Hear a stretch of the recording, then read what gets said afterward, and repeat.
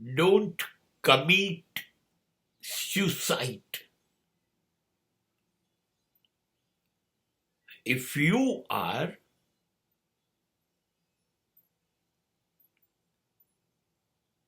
doing suicide, then I hate you.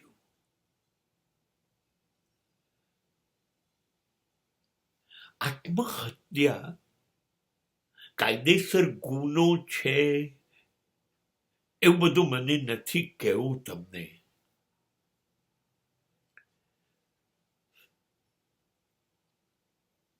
એક ફિલ્મનું નામ હતું જિંદગી ન મિલેગી દોબારા.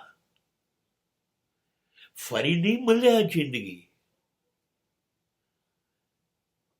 હા, શાસ્ત્રો કહેતા હોય પુનર્જન્મ, સ્વર્ગ, નર્ક, એ બધું શાસ્ત્રમાં છે. હજી સુધી મરીને ગયેલું ત્યાં શું છે, ફરી અવાશે કે નહીં, કહેવા પાછું આવ્યું નથી. તો શું કરવા? આ હાથમાં જે જિંદગી છે એનો અંત લઈ દેવાનો. હા, કબૂલ કરું છું, કોઈને ગમતું નથી મરી જવું. અને મરવા માટે માણસ જ્યારે તૈયાર થઈ ગયો, એટલી સહેલી જિંદગી એના માટે નહીં હોય, એ ખબર છે મને.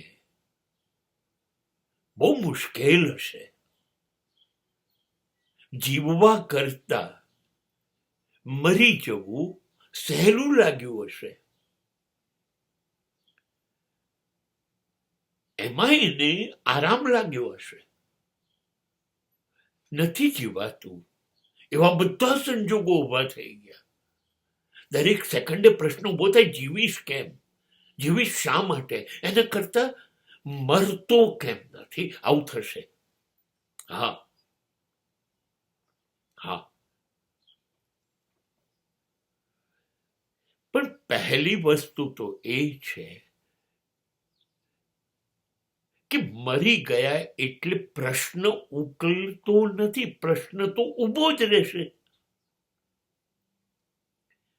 બીજું, મરી જવું એટલે સમાજથી, જિંદગીથી ભાગી જવું.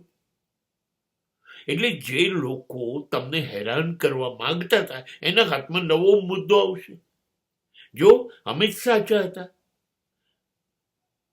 એટલે તો મરી ગયો, જવાબ નહોતો આપી શકતો માટે.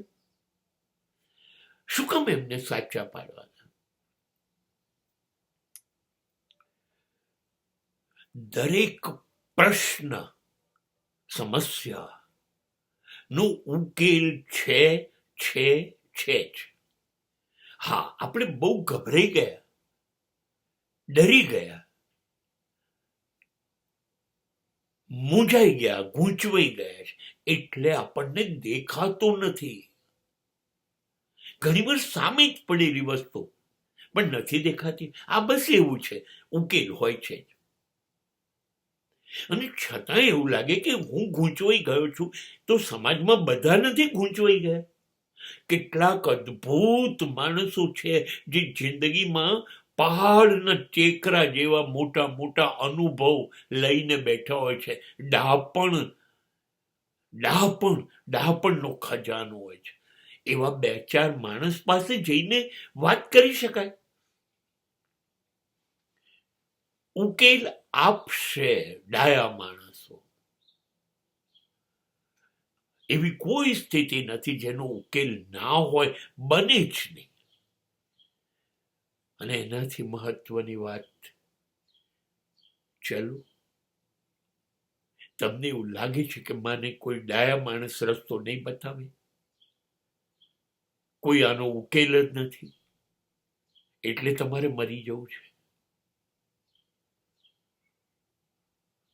હવે એક બીજું ડાયમેન્શન વિચારો. તમે એકલા જ છો આ પૃથ્વી પર, તો મરી જાઓ. પણ જો ક્યાંક ને ક્યાંક જોડાયેલા છો,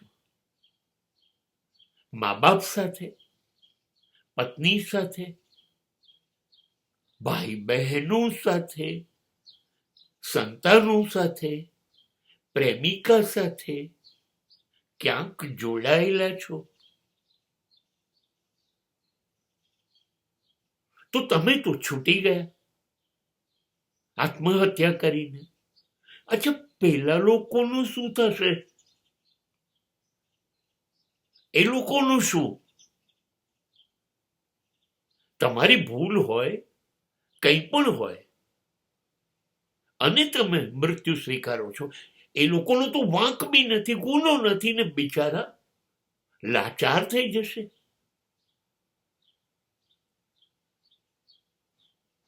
આધાર ગુમાઈ દેશે એ લોકો, નિરાધાર રખડી જશે બધાની જિંદગી,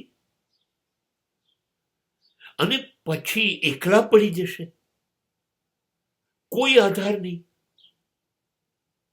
અને સમાજ એની શું હાલત કરશે એ તમને ખ્યાલ ક્યારે વિચાર્યું? તમારી જિંદગીનો અંત તમારે લાવવો જોઈએ. ભૂલ થઈ છે, નથી સહન થતું, લાવો. પણ એના લીધે બીજી કેટલી બધી જિંદગીઓ બરબાદ થઈ જશે એનો વિચાર નથી આવતો. કમસે કમ જે તમારી પર આધારિત છે એ લોકોને તો જીવવા દો, એમની જિંદગી તો મુશ્કેલ ના કરો, એ લોકોને બચાવો. કોઈક રસ્તો મળશે, એકાદ જણનું પુણ્ય કામ કરશે, અને કોઈક બારી ખુલી જશે. રોકાઈ જાઓ, રોકાઈ જાઓ. તમારી વાલામાં વાલી વસ્તુના સમ મહાન જિંદગી ઈશ્વરનો પ્રસાદ છે. ઈશ્વર બી માફ નહીં કરે.